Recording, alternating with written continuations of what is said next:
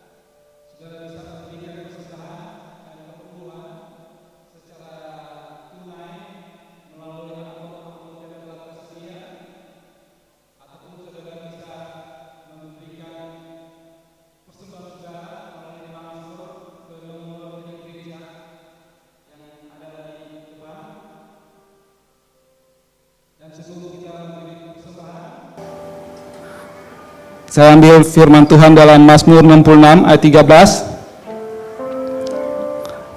Aku akan masuk ke dalam rumah-Mu dengan membawa korban-korban bakaran.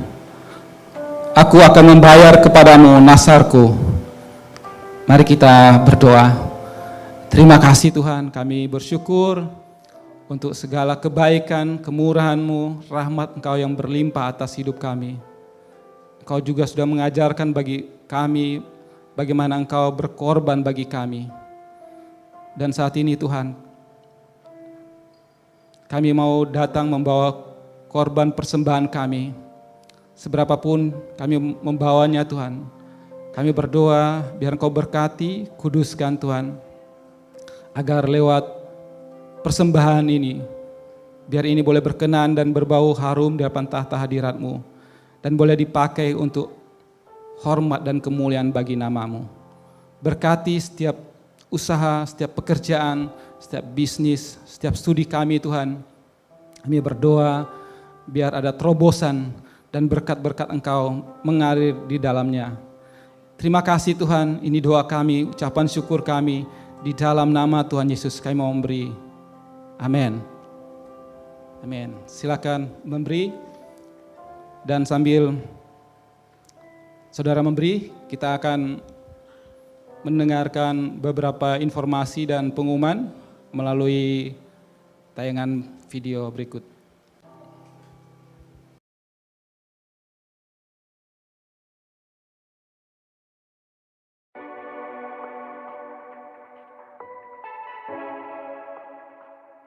Selamat datang di Every Nation Church Manado. Kami bersukacita atas kehadiran saudara bersama kami dalam kebaktian ini. Tidak henti-hentinya, kami akan terus nyatakan bahwa kita ada untuk menghormati Allah dengan mendirikan gereja dan pelayanan kampus yang berpusat pada Kristus, diberdayakan oleh Roh Kudus, dan bertanggung jawab secara sosial di setiap bangsa. Kita juga memiliki nilai-nilai yang kita hidupi bersama sebagai satu jemaat, yaitu ketuhanan, di mana kita mendorong setiap orang untuk hidup di bawah otoritas Allah, lalu ada penginjilan, pemuridan, kepemimpinan, dan keluarga. Berikut ini beberapa informasi kegiatan jemaat yang perlu kita ketahui di sepanjang minggu ini. Yang pertama ada pertemuan life group. Kami mendorong setiap saudara untuk mengambil bagian dalam proses pemuridan kelompok ini. Kami percaya pertemuan life group akan menolong setiap orang untuk terus bertumbuh dalam iman bersama dengan orang percaya lainnya. Untuk informasi pertemuan life group dapat menghubungi masing-masing pemimpin life group. Dan untuk mendukung perintisan IAIN Minahasa Utara, kami mendorong setiap jemaat yang memiliki teman, kerabat, maupun keluarga di Minahasa Utara untuk dapat terhubung dengan life group dan setiap pertemuan perintisan IAIN Minut yang ada agar bersama-sama kita menghormati Allah dan menjadikan murid di Minahasa Utara. Kami juga mengajak setiap jemaat yang ingin terlibat dalam mesbah doa mingguan untuk dapat bergabung dalam morning prayer yang akan diadakan setiap hari Kamis pukul 4.30 pagi secara online via Zoom meeting yang tertera di layar. Selain itu, ada pertemuan doa jemaat yang diadakan setiap hari Jumat jam 7 malam di tempat ini. Mari bersama-sama kita saling membangun serta memberkati bangsa, kota, jemaat, dan generasi selanjutnya dalam pertemuan doa ini. Berikutnya, kami mengajak setiap pelajar untuk dapat bergabung dalam pelayanan remaja The Royal Teens yang diadakan setiap hari Sabtu di minggu pertama dan ketiga pada jam 1 siang di tempat ini. Dan yang terakhir, pada bulan Juni nanti, Youth IAIN Manado akan mengadakan Ignite Camp yang akan dilaksanakan pada 26-28 Juni 2025. Catat tanggalnya dan nantikan informasi selanjutnya untuk pendaftaran Ignite Camp 2025. Terima kasih atas kesetiaan Anda bersama Every Nation Church Manado. Bersama-sama kita akan terus menghormati Allah dan menjadikan murid.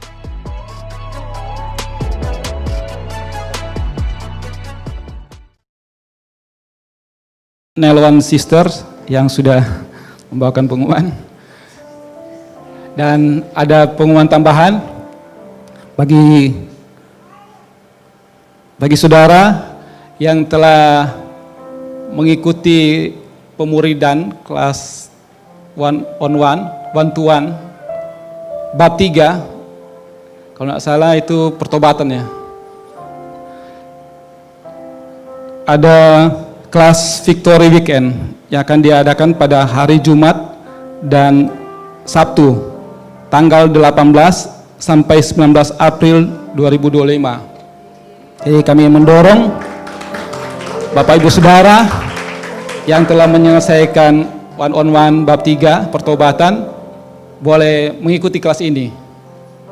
Dan kita akan lanjut dengan kelas kehidupan berjemaat setelah kelas Victory Weekend. Selanjutnya, bagi saudara yang rindu untuk dilayani dalam doa dan nubuatan, mohon jangan dulu pulang, karena setelah kebaktian akan langsung dilanjutkan dengan pelayanan doa dan nubuatan dari tim kepemimpinan. Demikian informasi dan pengumuman sepanjang minggu ini, dan saat ini kita akan mendengarkan firman Tuhan.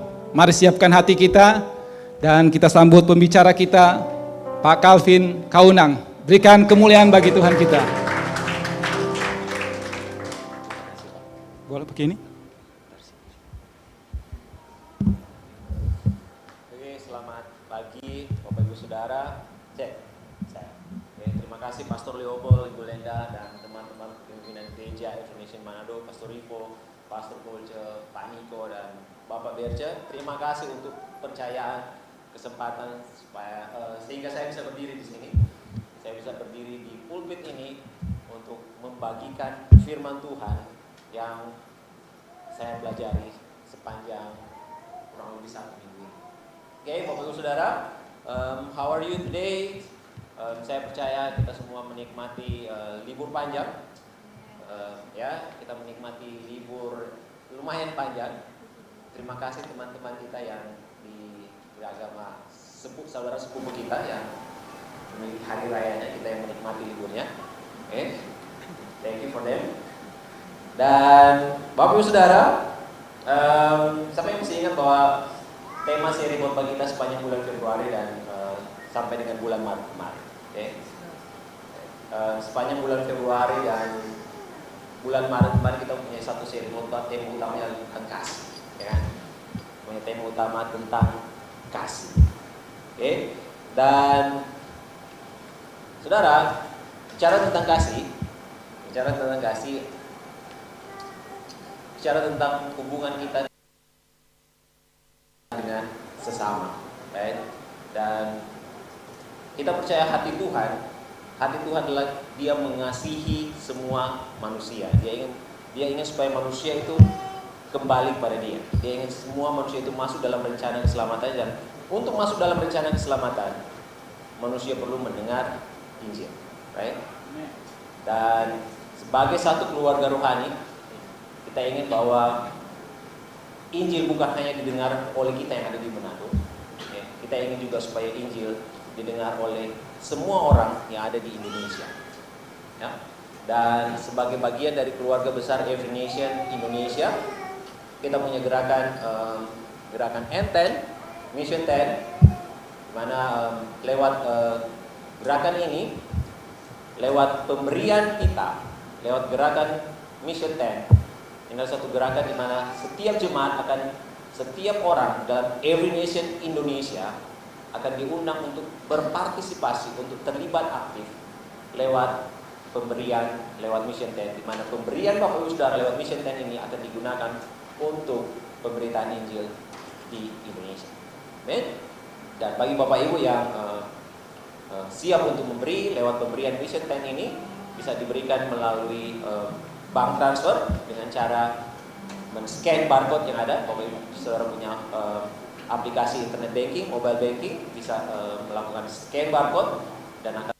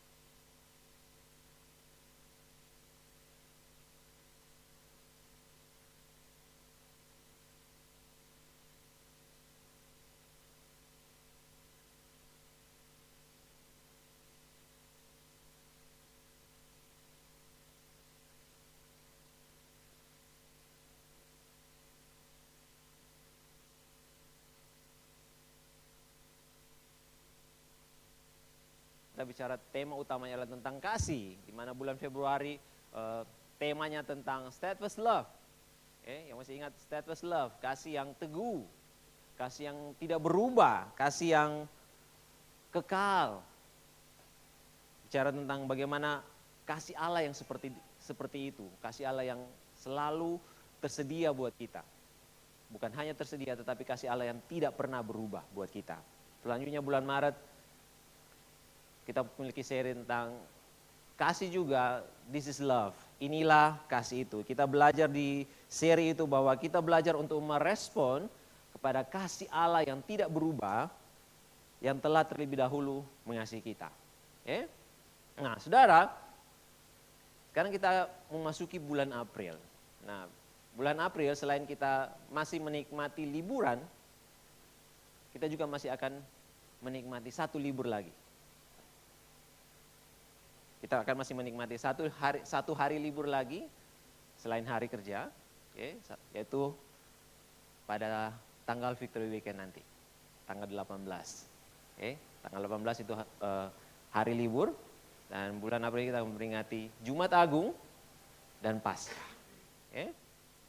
Kita akan memperingati dan merayakan dua peristiwa penting dalam kekristenan. Jadi bukan hanya sekedar hari libur, tetapi dua peristiwa ini merupakan dua peristiwa penting di dalam kekristenan. Dan dua peristiwa ini, peristiwa Jumat Agung dan Paskah, adalah dua peristiwa yang tidak terlepas dari peristiwa salib. Dua peristiwa yang tidak terlepas dari peristiwa salib. Bahkan saudara, inti dari pemberitaan Injil adalah tentang salib Kristus. Jika pemberitaan Injil tanpa salib Kristus, maka pemberitaan Injil bukanlah pemberitaan Injil yang sesungguhnya. Maka pemberitaan itu hanyalah pemberitaan yang tanpa esensi, pemberitaan yang tanpa kehidupan, dan pemberitaan yang tanpa kuasa. Tanpa berita tentang salib, maka pemberitaan Injil itu akan menjadi pemberitaan yang tanpa esensi, pemberitaan yang tanpa kehidupan, dan pemberitaan yang tanpa kuasa. Nah, karena perjalanan iman kita berpusatkan kepada salib Kristus, dengar baik, perjalanan iman kita itu akan selalu berpusatkan kepada Kristus, berpusatkan kepada apa yang telah Yesus kerjakan di kayu salib. Akan selalu berpusatkan pada salib Kristus. Perjalanan iman kita akan selalu berfokus kepada situ, berpusat kepada situ, kepada salib Kristus. Nah, karena itu saudara, firman Tuhan berkata, karena perjalanan iman kita berpusatkan pada salib Kristus, firman Tuhan berkata begini, saat kita menjalani perjalanan iman kita, saat kita berada dalam perlombaan iman kita, firman Tuhan menasihati kita. Firman Tuhan berkata, marilah kita melakukannya. Melakukan apa? Perjalanan iman kita, melakukan perlombaan iman kita dengan mata yang tertuju kepada Yesus, yang memimpin kita dalam iman, dan yang membawa iman kita itu kepada kesempurnaan. Pada Kristus, yang dengan mengabaikan kehinaan, tekun memikul salib, ganti sukacita yang disediakan bagi Dia yang sekarang duduk di sebelah kanan tahta Allah. Perjalanan iman kita, perlombaan iman kita berfokus pada Kristus dan apa yang telah Yesus kerjakan di kayu salib. Berpusat pada salib Kristus. Nah, seri khotbah baru kita di bulan April, tema dari seri khotbah kita di bulan April yaitu Cost of the Cross. Kita punya seri baru di bulan April, temanya yaitu Cost of the Cross. Harga dari salib. Harga dari salib. Berbicara tentang harga, Yesus telah membayar harganya untuk kita. Tetapi saat kita ingin mengikuti Yesus, ada harga untuk kita mengikuti Yesus. Ada harga yang harus kita bayar untuk mengikuti Yesus. Kita menyadari, kita semua seharusnya sadar, harus sadar bahwa panggilan kita, kita harus sadar di tempat ini, bahwa panggilan kita untuk menjadi murid Kristus, panggilan kita untuk menjadi murid Kristus adalah panggilan untuk menjadi serupa dengan Kristus. Amin. Panggilan kita untuk menjadi murid Kristus adalah panggilan untuk menjadi serupa dengan Kristus. Bukan hanya sekedar menjadi orang Kristen, bukan hanya sekedar untuk diselamatkan, bukan. Jika panggilan kita sebagai murid Kristus hanya untuk diselamatkan, hanya untuk masuk surga, maka panggilan itu menjadi tidak lengkap. Panggilan kita untuk menjadi murid Kristus adalah panggilan untuk menjadi serupa dengan Kristus. Katakan serupa dengan Kristus. Tadi Dina membuka pujian dan penyembahan dengan ayat ini. Yang ku kehendaki ialah, kata Rasul Paulus kepada jemaat di Filipi, yang ku kehendaki ialah mengenal Dia, mengenal Kristus, dan kuasa kebangkitannya, dan persekutuan dalam penderitaannya, di mana aku menjadi serupa dengan Dia dalam kematiannya, supaya aku akhirnya beroleh kebangkitan dari antara orang mati. Supaya apa? Kita menjadi serupa dengan Dia, menjadi serupa dengan Kristus dalam hal apa? Dalam kematiannya dan dalam kebangkitannya. Bukan hanya kematiannya, tapi kita juga akan mengalami kuasa kebangkitannya. Amin. Menjadi serupa dengan Kristus. Kita akan memperoleh kuasa kematian dan kebangkitan Kristus. Nah, saudara, seorang teolog Jerman yang mati martir pada zaman kekuasaan Hitler, dia berkata demikian. Salvation is free, dia punya buku The Cost of Discipleship. Salvation is free, but discipleship will cost you your life. Ya, keselamatan itu gratis. Kita bisa menerima keselamatan itu secara cuma-cuma.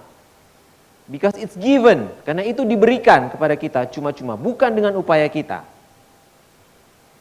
Panggilan kita untuk menjadi murid akan menuntut kita, akan meminta kita untuk membayar harganya.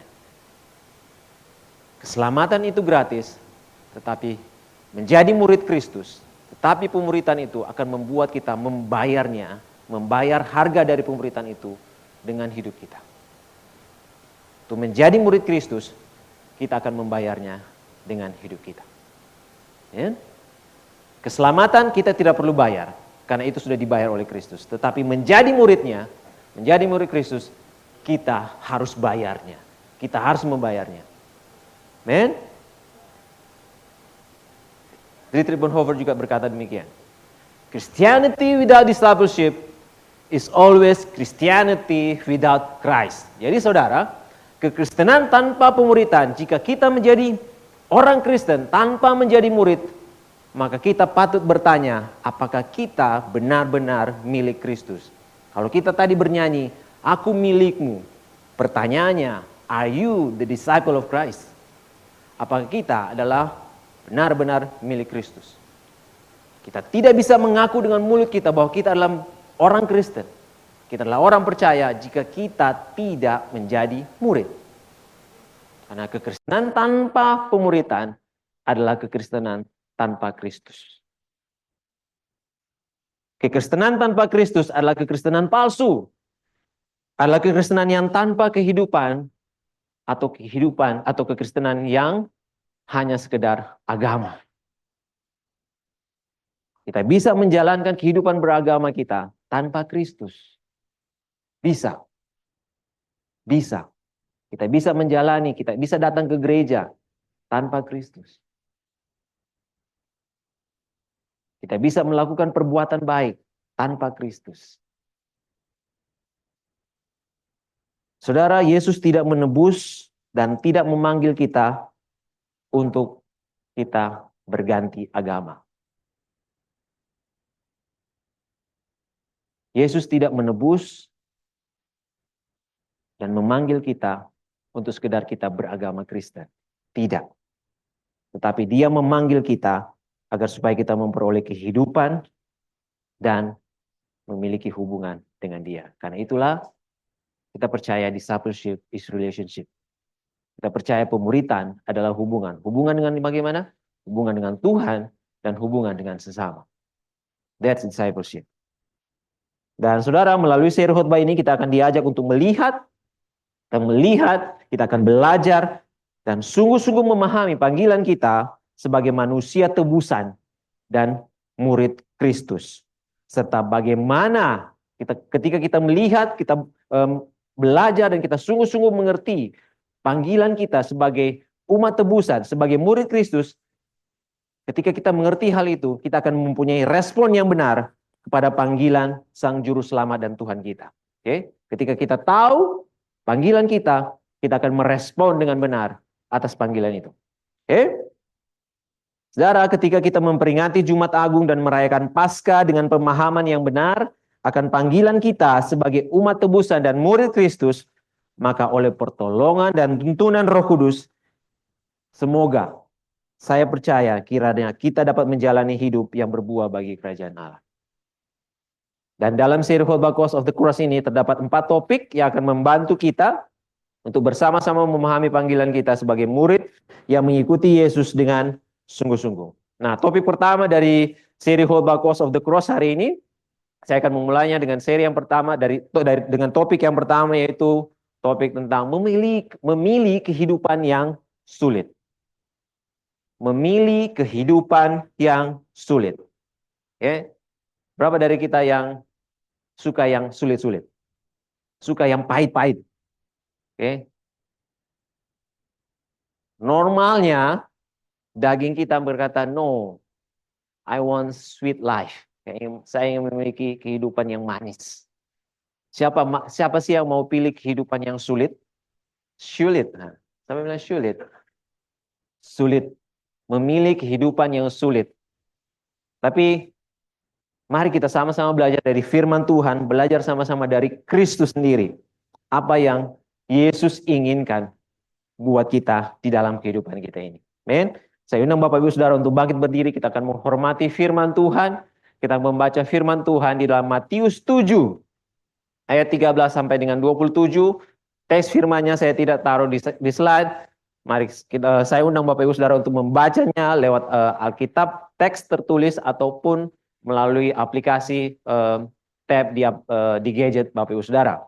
Kita akan membacanya secara bergantian. Saya akan membacanya ayat 13, Bapak Ibu Saudara ayat 14, kita bergantian, dan sampai pada ayat ke-27 kita akan membacanya bersama-sama. Oke? 3, 2, 1. Masuklah melalui pintu yang sempit, karena lebarlah pintu dan luaslah jalan yang menuju kepada kebinasaan, dan banyak orang yang masuk melaluinya.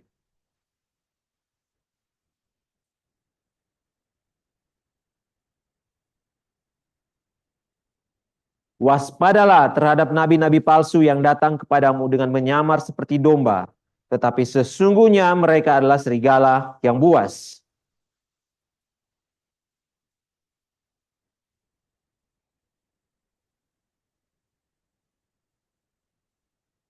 Demikianlah setiap pohon yang baik menghasilkan buah yang baik, sedangkan pohon yang tidak baik menghasilkan buah yang tidak baik.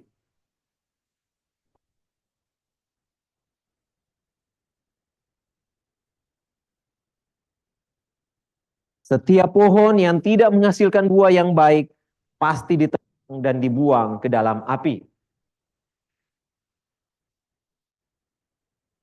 Bukan setiap orang yang berseru kepadaku, Tuhan, Tuhan, akan masuk ke dalam kerajaan surga, melainkan orang yang melakukan kehendak Bapa-Ku yang di sorga.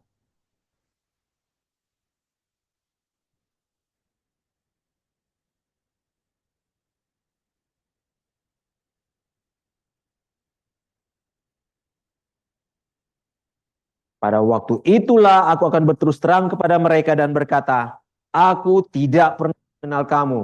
Penyala dari hadapanku, kamu sekalian yang melakukan kejahatan.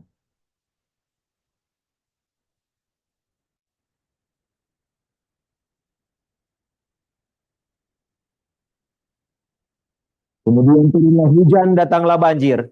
Lalu bertiuplah angin melanda rumah itu, tetapi rumah itu tidak rubuh sebab didirikan di atas batu.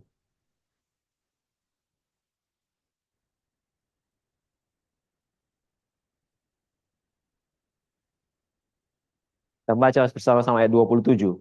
Kemudian turunlah hujan, datanglah banjir. Lalu bertiuplah angin melanda rumah itu, sehingga rubuhlah rumah itu, dan hebatlah kerusakannya. Mari kita berdoa. Terima kasih Tuhan, buat firman-Mu yang tulis, yang kami baca, kami dengar pada pagi hari ini. Kebenaran firman-Mu Tuhan, berbicara lebih kuat dalam kehidupan kami. Kami meminta, tolonglah kami Roh Kudus, ajar kami, ubahkan kami, berikan kekuatan dan kemampuan untuk kami mentaati setiap kebenaran firman kami dengar dan kami baca pada hari ini. Terima kasih Tuhan, kemuliaan hanya bagi Engkau. Dalam nama Tuhan Yesus kami berdoa. Amin. Silakan duduk Bapak Ibu Saudara. Bapak Ibu Saudara, kita baru saja membaca Matius 7 ayat 13 sampai dengan 27. Ini adalah bagian yang terakhir.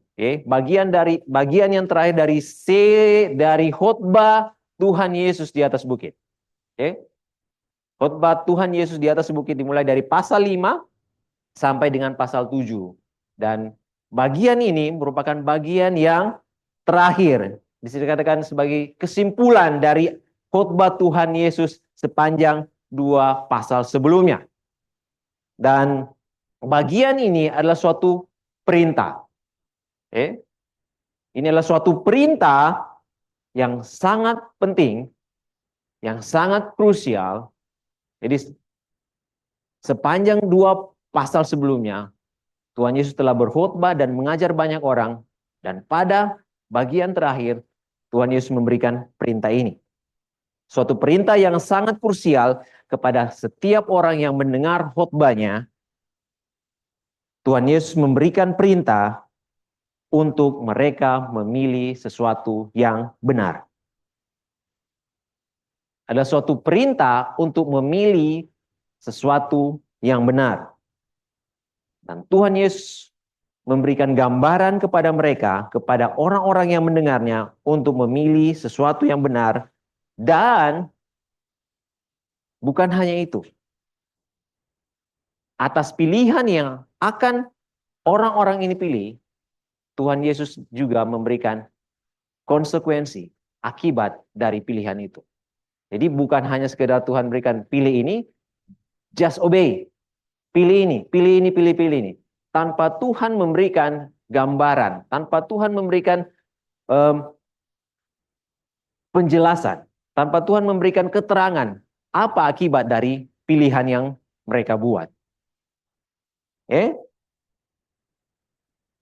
Jadi Tuhan Yesus ingin semua orang mendengar perkataannya, setiap orang yang mendengar khotbahnya, setiap orang yang datang berbondong-bondong kepada dia, setiap orang yang mendengar khotbahnya itu menjadi jelas. Jadi Tuhan Yesus tidak memberikan suatu hal yang tidak jelas. Tuhan ingin agar supaya perkataannya itu menjadi jelas. Perkataan apa yang menjadi jelas? Perkataannya tentang kerajaan surga. Karena sepanjang khotbahnya di atas bukit, Tuhan Yesus mengajar tentang kerajaan surga. Tuhan ingin agar setiap orang yang mendengar perkataannya itu menjadi jelas. Apa itu kerajaan surga? Di mana khotbahnya, jika kita lihat mulai dari pasal 5, khotbahnya itu dimulai dengan pernyataan-pernyataan yang sebenarnya pernyataan-pernyataan yang menyedihkan. Di pasal 5 ada begitu banyak pernyataan-pernyataan yang menyedihkan, namun penuh dengan pengharapan. Dikatakan di situ, di pasal 5 dibilang, yang berbahagia dan yang memiliki kerajaan surga itu pengharapan, right? Suatu yang perkataan yang penuh dengan pengharapan. Kamu adalah orang yang berbahagia, kamu akan mempunyai kerajaan surga.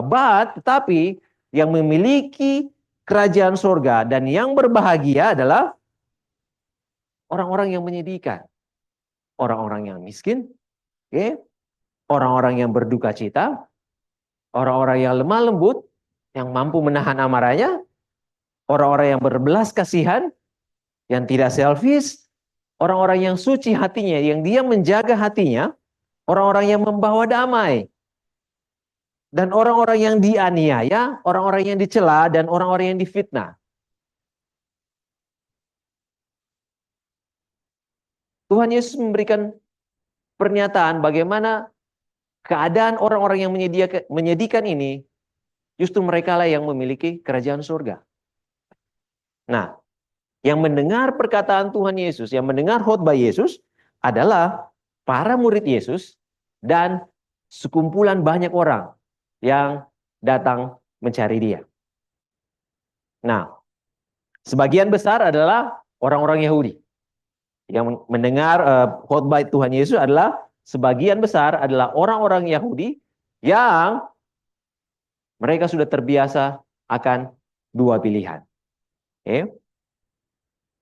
Sebagian yang mendengar ini adalah orang-orang yang sudah terbiasa mendengar ketika mereka diberikan dua pilihan untuk dipilih.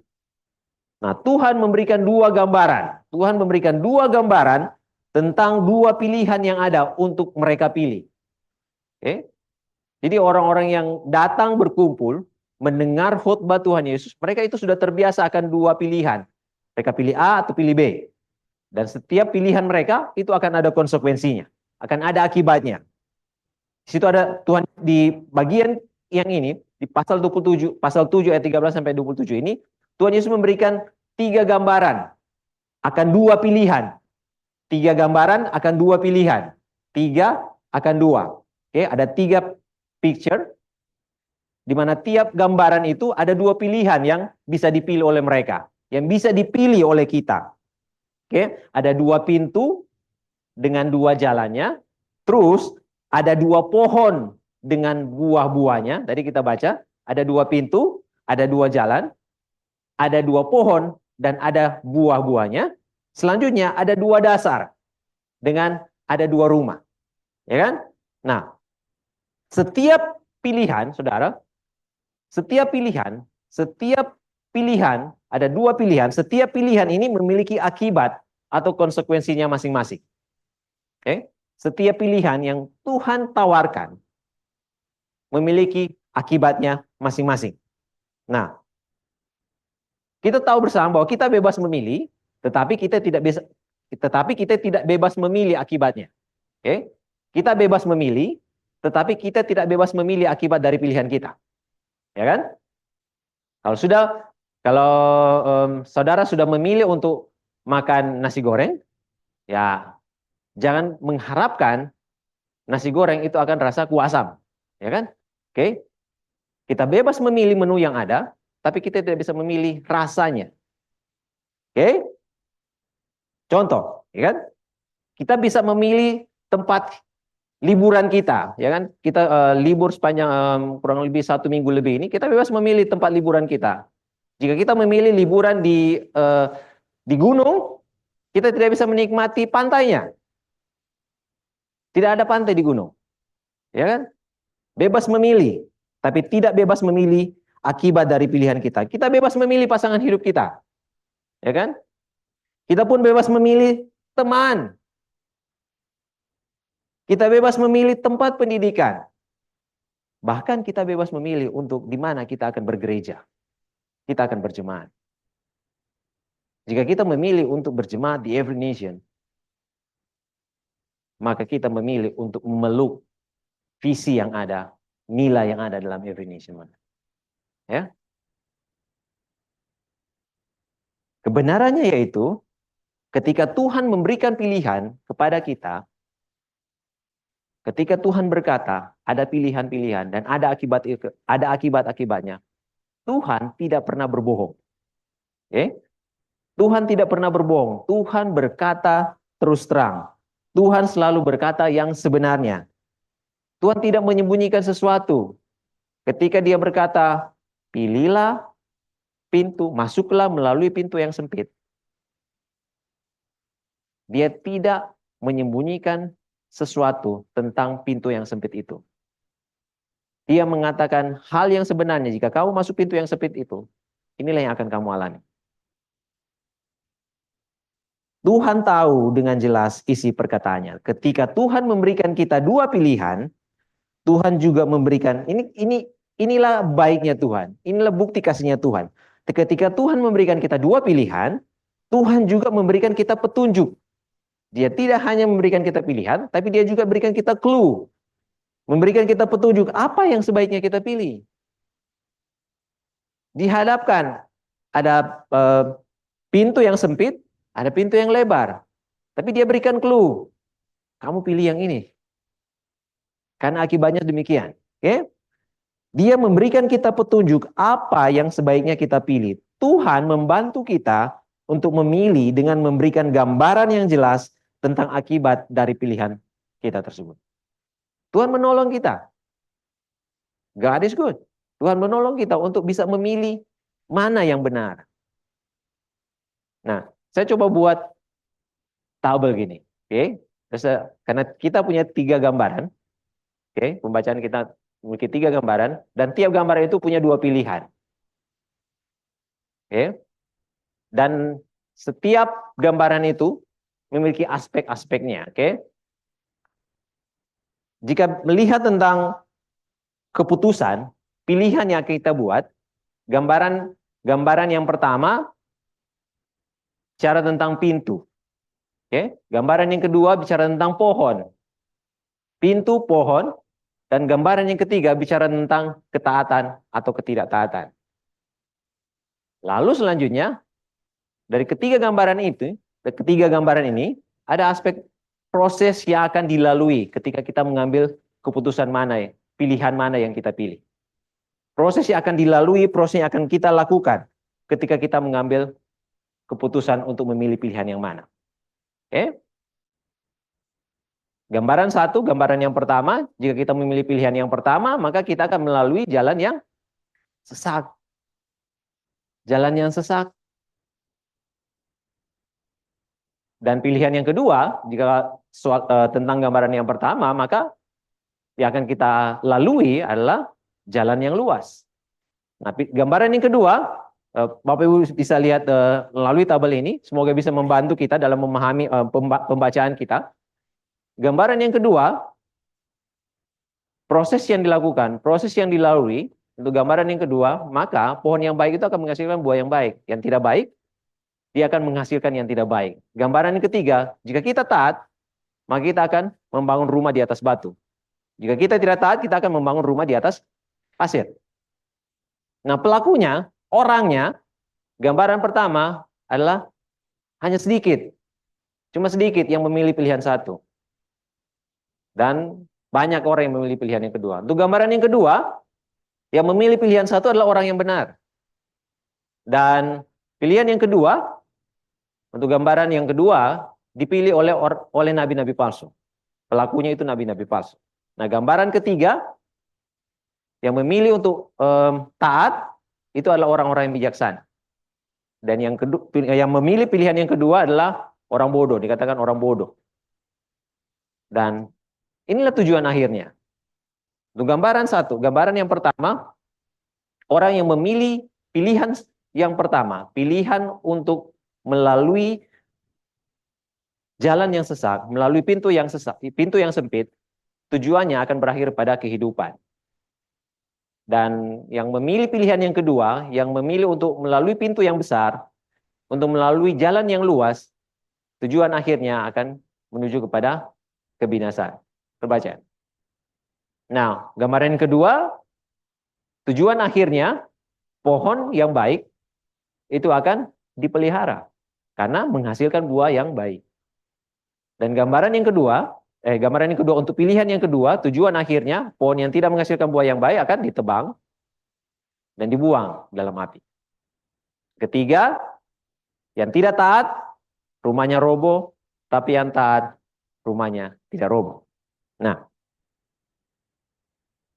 satu kebenaran yang bisa kita belajar dari 2 pilihan yang diberikan kepada kita lewat 3 gambaran ini, yaitu panggilan kita untuk menjadi murid Kristus, di mana kita harus membayar harganya, bahwa panggilan itu adalah panggilan kita untuk mengambil suatu pilihan yang tidak populer. Oke? Panggilan untuk hidup dalam kesulitan. Ini, kesulitan hidup seorang murid Yesus, kesulitan, jadi kesulitan yang kita alami sebagai murid Yesus, sebagai murid Kristus. Dari pembacaan kita ada dua hal, ada dua bagian penting yang kita lihat lewat pembacaan kita. Apa kesulitan hidup seorang murid Yesus yang memilih untuk melalui jalan yang sempit, yang memilih untuk taat, yang memilih untuk menjadi pohon yang baik, untuk menghasilkan buah-buah yang baik. Dia akan mengalami yang namanya kesulitan hidup. Yang akan dialami. Jadi Tuhan tidak pernah berdusta, tidak pernah berbohong. Jadi ketika dia memanggil kita untuk menjadi murid, dia tidak kasih gambaran hidup itu senang-senang saja. Tidak. Ada kesulitan yang akan kita alami. Apa yang akan kita alami? Kita akan melewati jalan yang terbatas, dan kita akan melewati yang namanya proses di mana kita akan menghadapi tentangan-tentangan dengan pendapat banyak orang. Kita akan bertentangan dengan pendapat banyak orang. Jadi kebenarannya ada dua, bahwa jalan Tuhan itu terbatas. Jalan Tuhan itu terbatas. Kita akan mengalami keterbatasan saat kita mengikuti Yesus. Bad news, right? Kita akan mengalami yang namanya keterbatasan saat kita memutuskan untuk memilih mengikuti Yesus. Bahwa setiap orang yang ingin mengikuti Yesus akan mengalami keterbatasan. Terbatas untuk apa? Terbatas untuk tidak melakukan kemauannya sendiri. Kita akan dibatasi. Oke, menjadi murid Kristus, menjadi murid Yesus, kita akan dibatasi. Dibatasi untuk apa? Dibatasi untuk tidak semaunya melakukan keinginan, kemauan kita sendiri. Kita tidak bisa lagi menuruti keinginan daging kita sendiri. Oke? Karena apa? Kemerdekaan di dalam Kristus adalah ketidakmerdekaan dari keinginan diri sendiri. Kemerdekaan yang sejati di dalam Kristus adalah ketika kita tidak merdeka dari keinginan diri sendiri.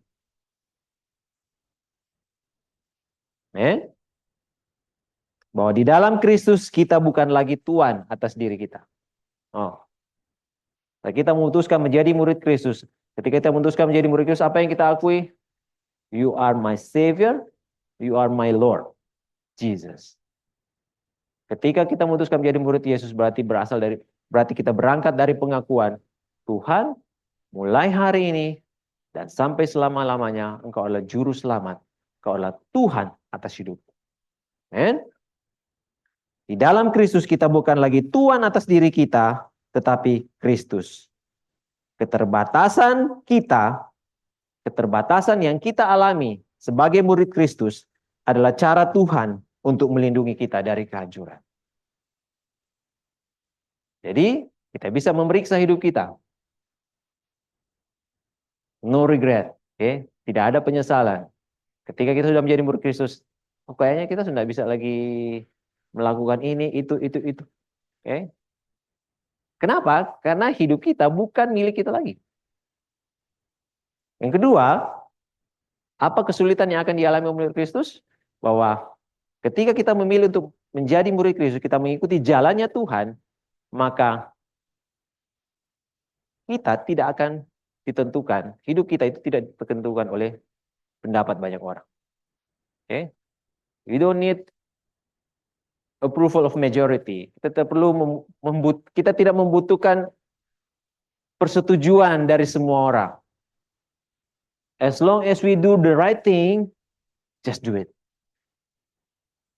We don't need approval of majority. Kita tidak membutuhkan persetujuan dari banyak orang. Setiap orang yang ingin mengikuti Tuhan Yesus harus bersiap dengan penolakan. Emang enak ditolak. Oke? Setiap orang yang ingin mengikuti Yesus harus bersiap dengan penolakan. Setiap orang yang ingin mengikuti Yesus bersiap untuk melawan arus. Bukan memberontak, ya. No. Bersiap untuk ditolak. Bersiap untuk ditolak karena melakukan kebenaran. Ditolak karena melakukan kebenaran adalah konsekuensi yang akan diterima setiap murid Yesus. Ya, kita melakukan kebenaran, kita bersiap-siap untuk ditolak. Aplikasinya di kampus, tempat kerja, you do business, kita melakukan bisnis. Siap-siaplah untuk ditolak ketika kita melakukan kebenaran. Oke? Kemarin waktu kita live group, Erwin bilang, bosnya dia bilang begini, kamu di pihak siapa? You're not on. Pertanyaannya harusnya bukan kita berada di pihak siapa. Right? Kita berada di pihak yang benar. Kita loyal bukan kepada personnya, bukan kepada bos kita, tapi kita loyal kepada kebenaran. Okay?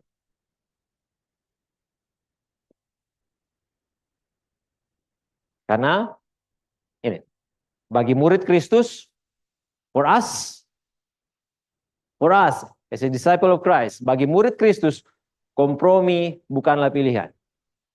Compromise is not an option, but obedience. Okay? Bagi murid Kristus, kompromi bukanlah pilihan. Pilihannya hanya satu, yaitu taat.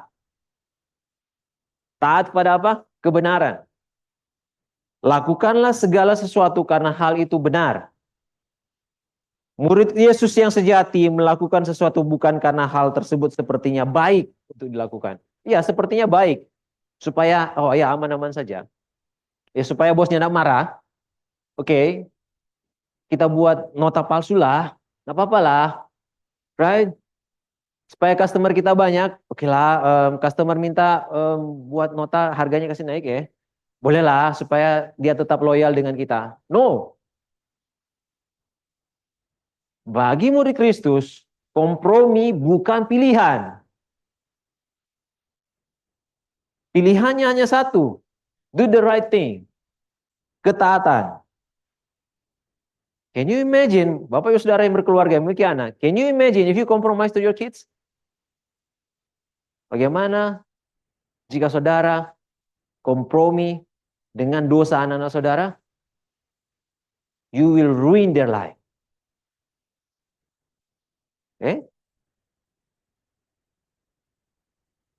Kita perlu didisiplinkan. Kita pun perlu mendisiplinkan orang lain.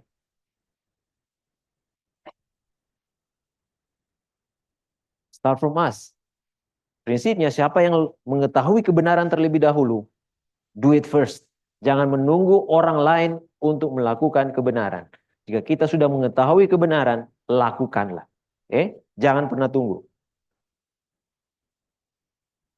Murid Yesus melakukan sesuatu bukan karena sepertinya baik untuk dilakukan. Tetapi dia akan melakukan hal tersebut karena hal tersebut benar untuk dilakukan. Karena sesuatu yang kelihatan baik belum tentu benar. Tetapi sesuatu yang benar pasti baik untuk dilakukan. Cost of the cross is cost of the discipleship.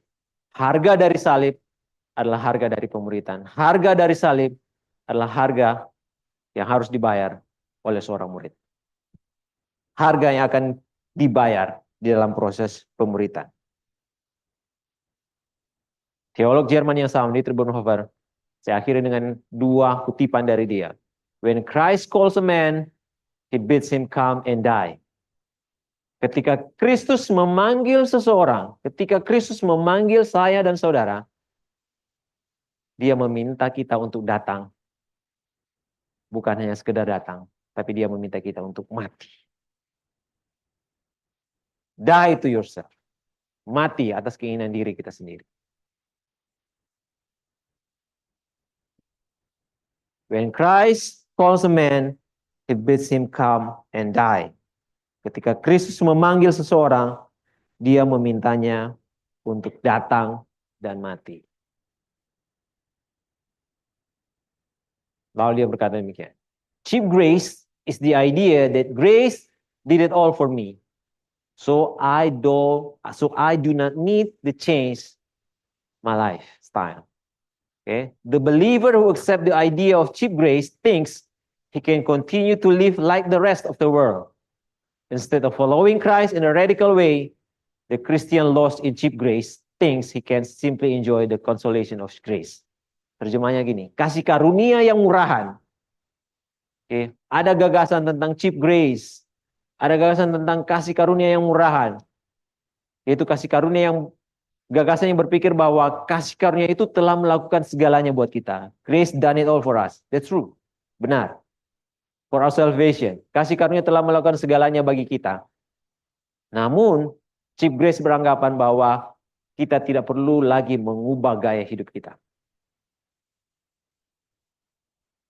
Orang yang percaya akan gagasan cheap grace ini berpikir bahwa dia dapat terus hidup seperti orang lain di dunia ini. Dia berpikir bahwa dia tidak perlu berubah. Just be yourself, katanya. Jadilah dirimu sendiri, katanya. Bahwa dia dapat terus hidup seperti orang lain di dunia ini. Alih-alih mengikuti Kristus secara radikal, orang-orang yang percaya akan kasih karunia Allah yang murahan. Justru mereka adalah orang-orang yang tersesat dalam kasih karunia yang murahan. Bahwa dia dapat merasa terhibur. Dia memperoleh pembenaran bahwa Allah telah menerima dia apa adanya.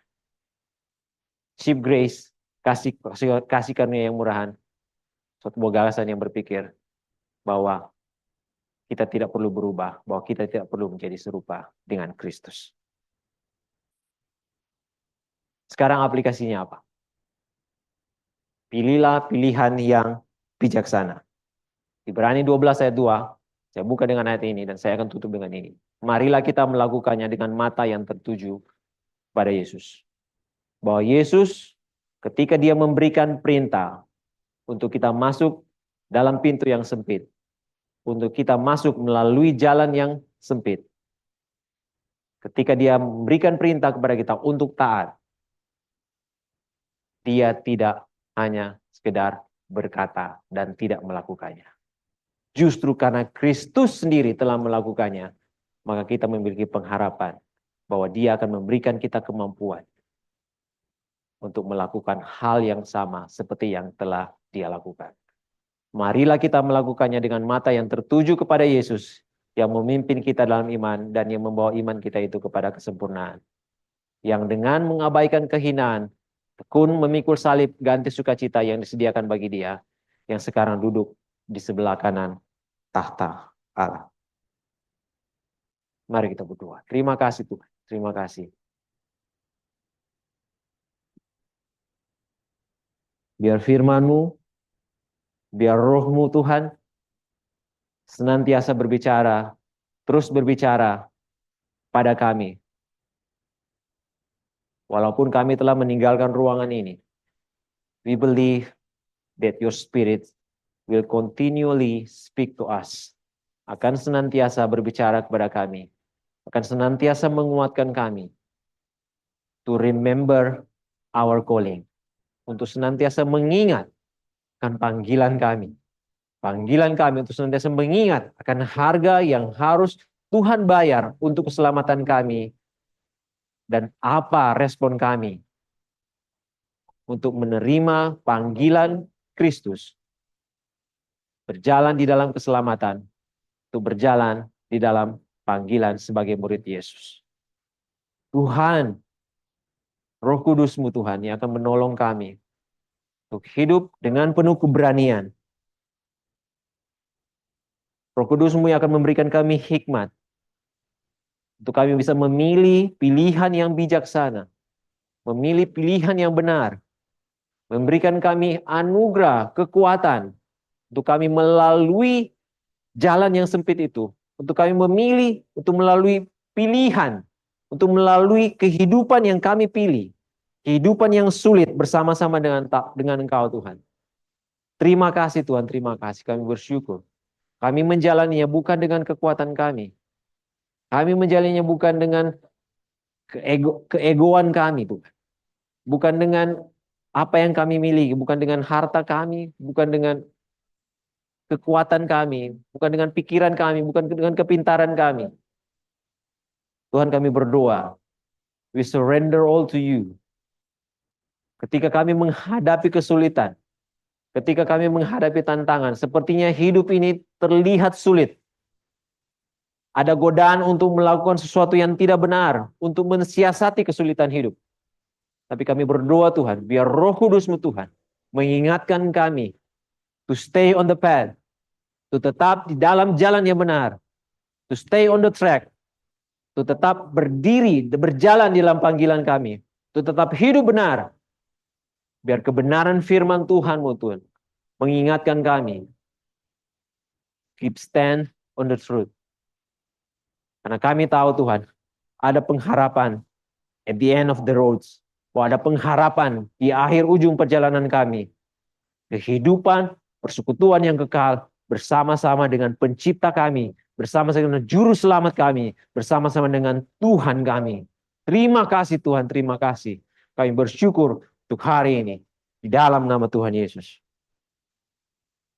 Dan Bapak Ibu Saudara, kita akan mengambil perjamuan pada pagi hari ini.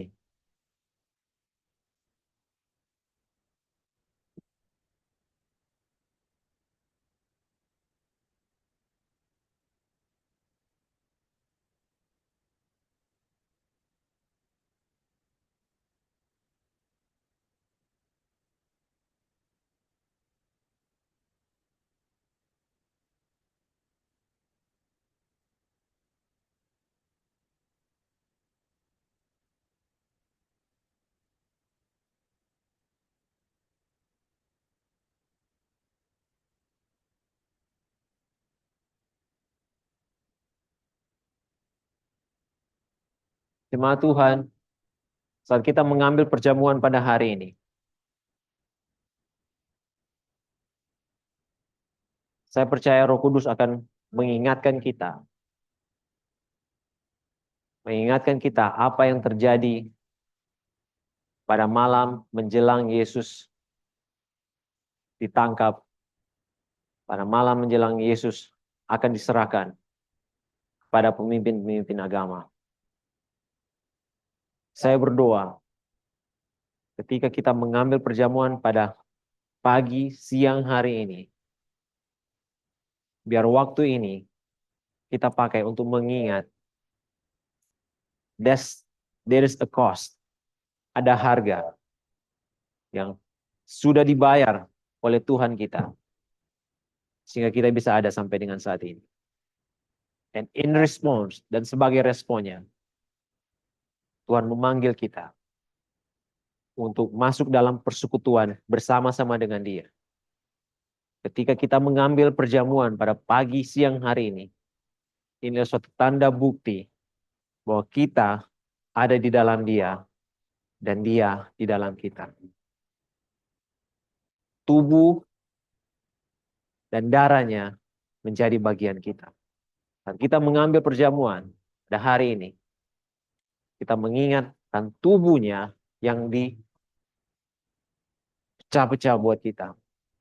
Dan darahnya yang dicurahkan buat kita. Mari kita bangkit berdiri.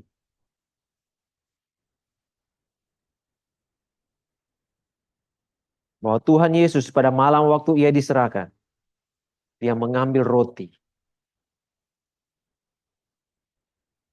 Malam itu adalah malam yang sulit buat Dia. Malam yang sulit buat Tuhan kita. It's a hard night for Him. It's hard. Situasi yang sulit yang dihadapi oleh Tuhan kita. Karena Dia tahu Dia akan diserahkan dan Dia akan mengalami kematian yang paling tragis yang bisa dialami oleh seorang manusia. Pada malam waktu Ia diserahkan, Dia mengambil roti. Dan sesudah itu, Ia mengucap syukur. Menghadapi kesulitan di depan matanya, Tuhan kita mengucap syukur.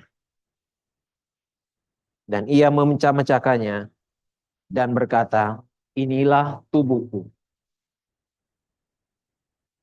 yang diserahkan bagi kamu. Perbuatlah ini menjadi peringatan akan aku. Ketika kita mengambil perjamuan roti pagi siang hari ini, ingatlah tubuhnya yang diserahkan buat kita. Jemaat Tuhan, ambillah roti dan makanlah di dalam nama Tuhan Yesus Kristus. Thank you, Lord.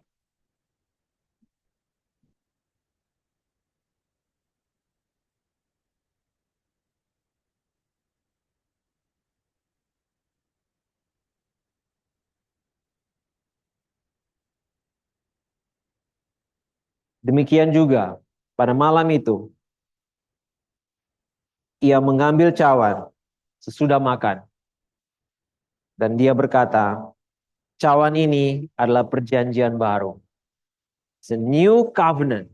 Perjanjian baru yang dimeteraikan oleh darahku. Saat kita mengambil perjamuan dan meminum anggur ini,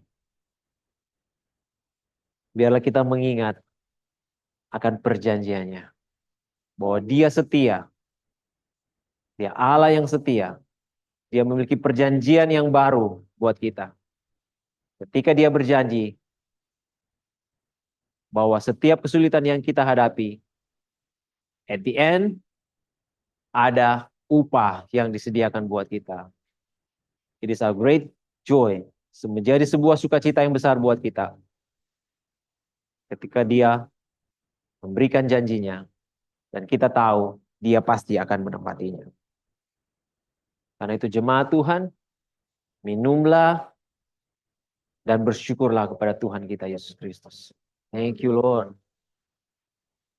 Terima kasih Tuhan, terima kasih buat tubuhmu yang diserahkan bagi kami, buat darahmu yang dicurahkan bagi kami. Terima kasih untuk harga yang kau bayar untuk keselamatan kami. Dan hari ini Tuhan, kami mau meresponnya dengan membayar harga untuk menjadi seorang murid. Terima kasih Tuhan, terima kasih. Terima kasih karena Engkau telah memilih kami dan memanggil kami untuk masuk di dalam panggilan yang mulia. Panggilan yang mulia untuk menjadi murid Kristus. Panggilan yang mulia untuk mengikuti Engkau dengan segenap hati kami. Dengan segenap jiwa kami. Dengan segenap kekuatan kami. No matter what it costs, Lord. We don't need all approval from this world. Bahwa kami tidak membutuhkan persetujuan dari dunia ini. As long, sepanjang kami diterima oleh Engkau Tuhan. As long we have approval from you, we keep going. We keep doing the right thing. We don't need promotion from this world. Kami tidak membutuhkan promosi dari dunia ini. Karena jika kami di dalam Engkau, biarlah Kristus semakin besar di dalam kami. Dan biarlah kami semakin kecil di dalam Engkau, Tuhan. Terima kasih Tuhan, terima kasih. We pay for the cost of the cross. We pay for the cross to be disciple. Terima kasih Tuhan. Kami bersyukur untuk siang hari ini. Kami bersyukur untuk firman-Mu. Kami bersyukur untuk Roh Kudus-Mu yang menolong kami, yang memampukan kami untuk menjalani kehidupan kami sebagai murid Yesus yang sejati. Karena kami tahu ketika kami menjadi murid Yesus yang sejati, Yesus dimuliakan lewat kehidupan kami. Terima kasih Tuhan, terima kasih. Kami bersyukur dan memuliakan nama Engkau di dalam nama Tuhan Yesus. Amin.